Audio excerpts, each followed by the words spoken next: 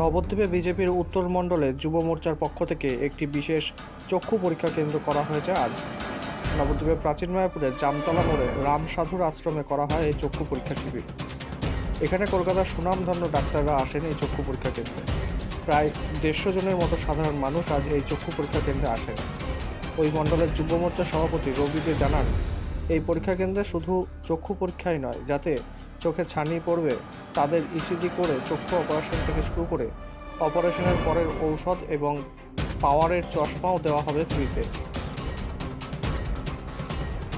আরেকবার জানায়, নবদ্বীপে বিজেপির উত্তর মণ্ডলের যুব মোর্চার পক্ষ থেকে একটি বিশেষ চক্ষু পরীক্ষা কেন্দ্র করা হয়েছে আজ।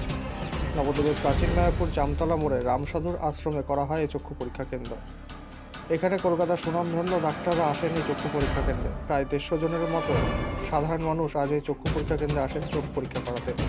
ওই মণ্ডলের যুব মোর্চার সভাপতি রবি দে জানান, ওই পরীক্ষা কেন্দ্রে শুধু চক্ষু পরীক্ষাই নয়, যাদের চোখে ছানি পড়বে তাদের ইসিজি করে চক্ষু অপারেশন থেকে শুরু করে অপারেশনের পরের ঔষধ এবং পাওয়ারের চশমাও দেওয়া হবে ফ্রিতে।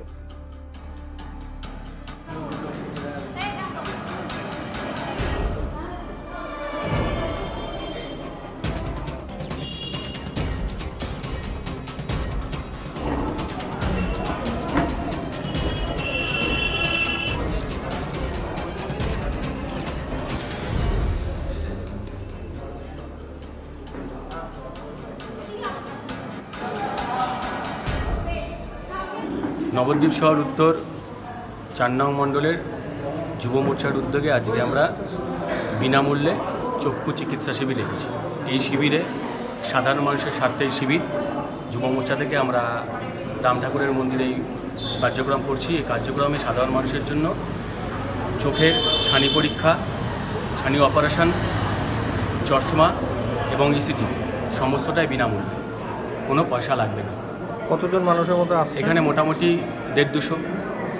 এই মুহূর্তে আমরা 160 জন পেয়েছি, আরও নাম লিখছে। পরবর্তীতে অপারেশন করাতে হলে কী করে করাবে?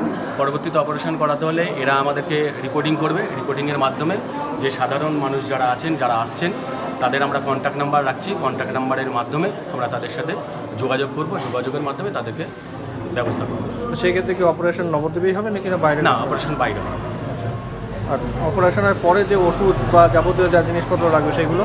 কিছু ওষুধ এরা বিনামূল্যে দেবে, কিছুটা হয়তো কিনতে হবে।